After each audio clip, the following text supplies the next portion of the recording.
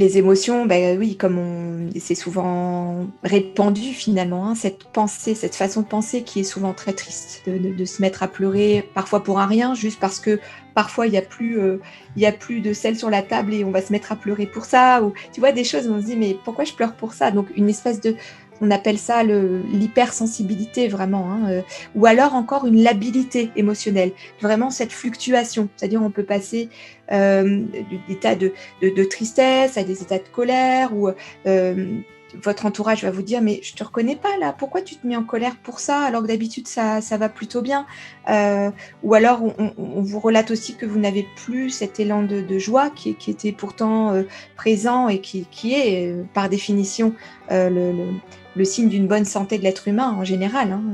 Donc c'est vrai qu'on a une propension plus ou moins à la joie selon aussi notre héritage, hein, et puis qui on est, mais globalement, quand on est en bonne santé, on a plutôt une joie naturelle, hein. Donc, y a ce signe-là qui est intéressant. Et puis souvent des pensées, on parlait d'anxiété tout à l'heure, des pensées anxieuses, hein, donc qui vont créer des boucles, des circuits de pensée, des ruminations. C'est vraiment, on pense en boucle alors, et puis on n'arrive plus à sortir de ce schéma de pensée. Donc c'est vraiment des pensées toxiques qui vont créer finalement des émotions désagréables. Et du coup, les émotions, on sait qu'elles vont en général engendrer un comportement qui va s'aligner sur l'émotion et sur la pensée donc le lien entre pensée, émotion, comportement, hein, on en revient encore à ça. Mais voilà, typiquement, c'est surtout ça, une forme d'agressivité parfois qui est déversée vers l'entourage. C'est aussi finalement, on dit toujours, observe ce qui se passe à l'extérieur et tu comprendras ce qui se passe à l'intérieur. Mais c'est un peu ça. C'est-à-dire finalement, c'est le signe de l'agressivité qu'on porte à l'intérieur de soi, en soi, pour soi-même déjà, hein. Donc c'est une espèce de symptôme et d'émotion assez violente, qui n'est pas du coup agréable et qui provoque en général plutôt du rejet de l'entourage, mais qui peut être aussi un symptôme de dépression ou de burn-out, hein, ou encore le cynisme, hein. Dans le burn-out, ça c'est très très fréquent. Le cynisme, c'est une espèce de colère froide, hein, donc voilà. Intéressant, Ouais. ça, parce Ouais. qu'on le voit souvent plus comme un trait de personnalité.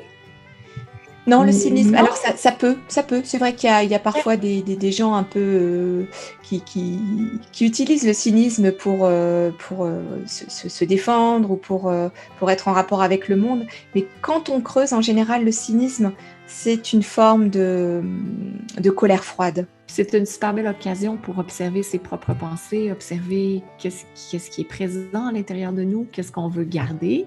Exactement. Qu'est-ce qu'on veut laisser aller aussi, qu'est-ce qu'on peut transformer. La nervosité, c'est un symptôme intéressant, c'est-à-dire c'est comme une espèce parfois de sensation d'électricité à l'intérieur de soi, hein, de se sentir nerveux, énervé, comme si finalement on avait une pile électrique où on ne savait pas comment gérer cette excitation intérieure qui est là, qui donne une impression parfois même de trembler, hein. J'ai des patients parfois qui me disaient mais j'ai l'impression de trembler de l'intérieur.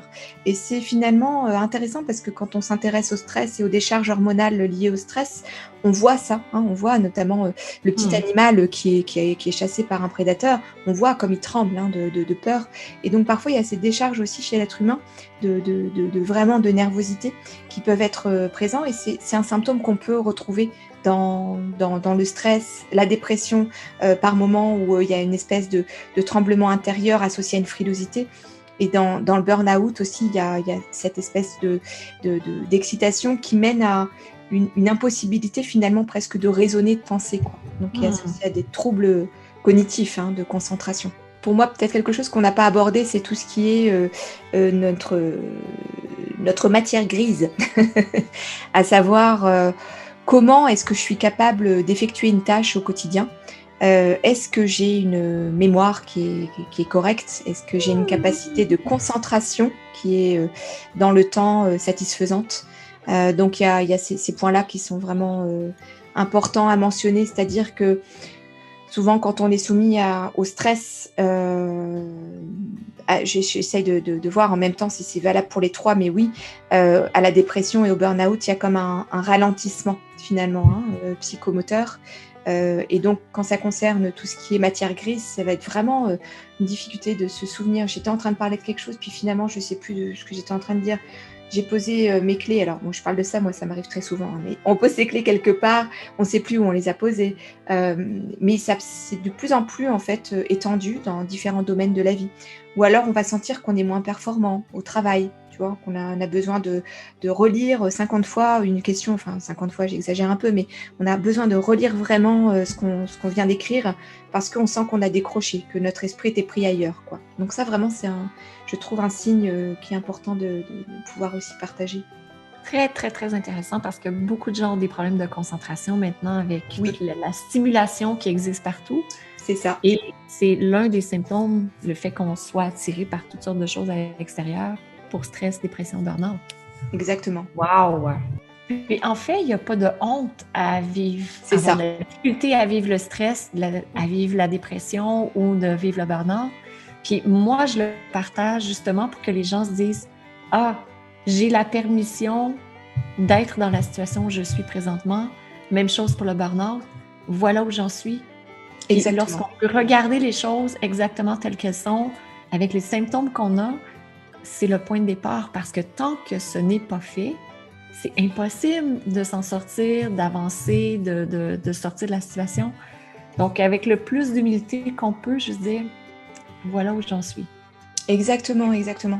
Et je me suis rendu compte que finalement, il y a, la permission n'arrive jamais de l'extérieur. Non. On attend parfois une validation, hein, de notre entourage ou voilà, et ça, c'est une quête illusoire, hein. Donc la permission, elle commence de soi à soi, en fait, hein, et c'est ça, c'est je m'autorise à. Vous avez aimé cette vidéo? Abonnez-vous au studio Diva Yoga et découvrez nos cours et séries de yoga pour vous amener vers la santé, la sérénité et l'amour. Au plaisir de vous accueillir au sein de la magnifique et bienveillante Diva Family.